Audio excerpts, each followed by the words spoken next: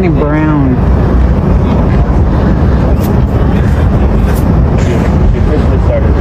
Oh, I see it now. You?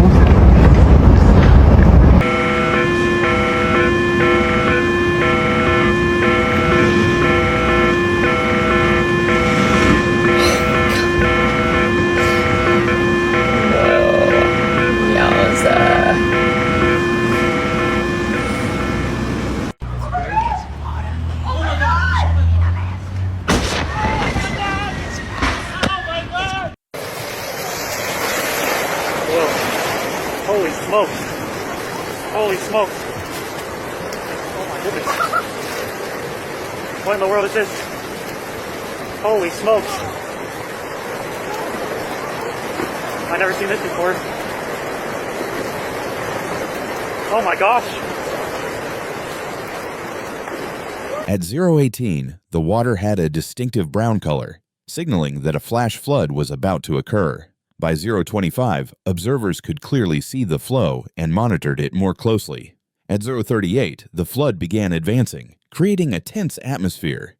By 052, the observation team, standing right next to the post office in Menhaw Valley, Juneau, Alaska, noted that the river was rising rapidly, indicating that the situation was becoming dangerous. Whoa. That's behind it.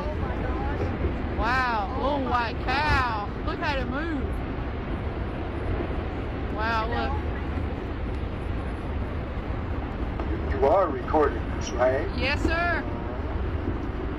Wow, look at it. Look at it. Wow. Hey, can you turn the boat to the right?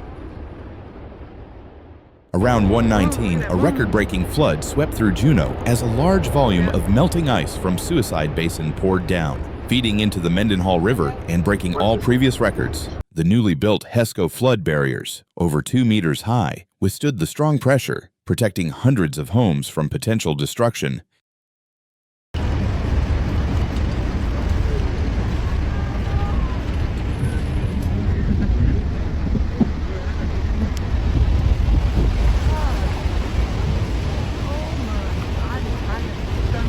Alright, how about I'll take y'all pictures.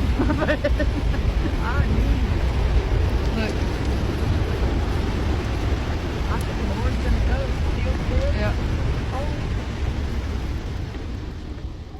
Water spilled onto many streets and seeped into some yards through the drainage system, but thanks to a rapid response plan, the wider residential area was not heavily flooded. Officials reported that timely evacuation and the sturdy levee system were key factors in minimizing damage. During the flood, observers also saw trees and debris being carried along by the water, demonstrating the flood's immense power.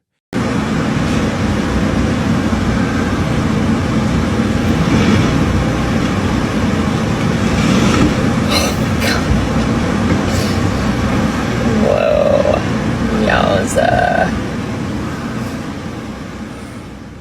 The disaster began when the accumulated water behind the ice in Suicide Basin suddenly burst, releasing billions of liters of water downstream, flowing into Mendenhall Lake and raising the river to record high levels, testing all newly constructed defense lines.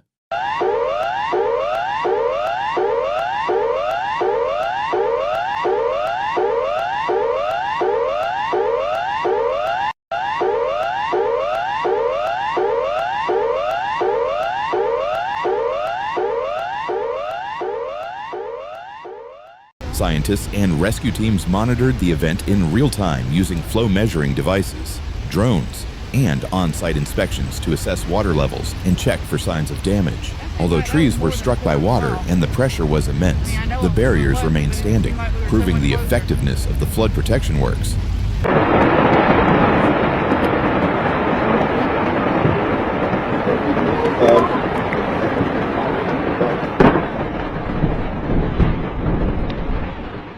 Residents in high-risk areas had been evacuated the night before, following emergency warnings, so no rescue operations were needed during the most dangerous hours.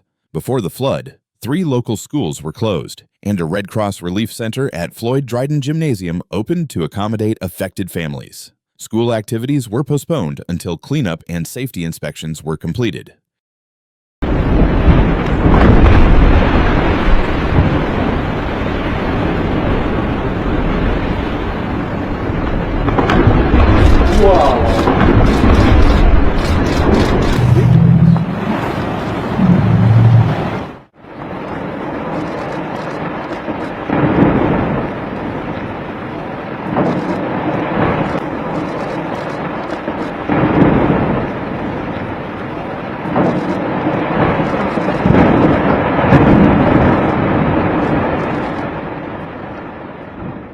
Power companies perform selective power cuts in risk-prone areas to protect equipment from floodwaters and restored electricity once the danger passed. Many nearby roads remain flooded or obstructed until repair teams cleared them.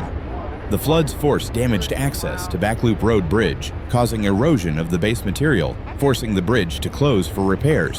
Although the main structure remained intact, officials emphasized that without the HESCO barriers, the outcome could have been similar to, or worse than, the previous year's disaster, when around 300 homes were flooded. This year's thorough preparation transformed a potential disaster into a controlled situation. The temporary barriers, consisting of over 10,000 reinforced sand blocks, formed a continuous line of defense along vulnerable riverbanks. Despite minor leaks, the barriers withstood the massive water pressure.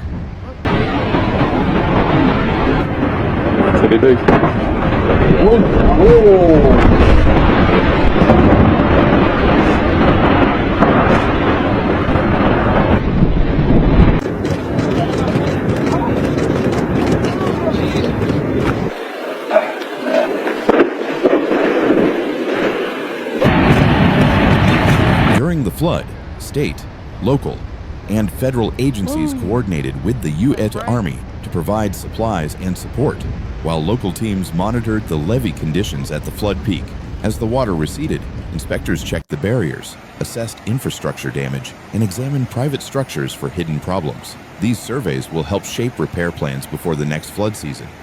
Suicide Basin has caused floods almost every year for more than a decade, but the size and unpredictability of recent floods have increased due to melting ice and warming climate, making each summer a new challenge.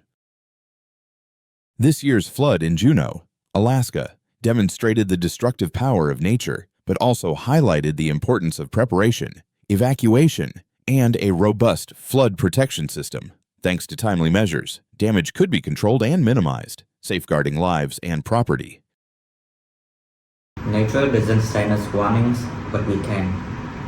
Floods, earthquakes, wildfires, and storms are striking harder and faster than ever before.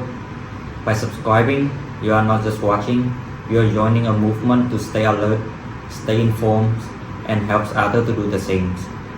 Hit the subscribe now because the next disaster won't wait, and neither should you. Be ready and be aware.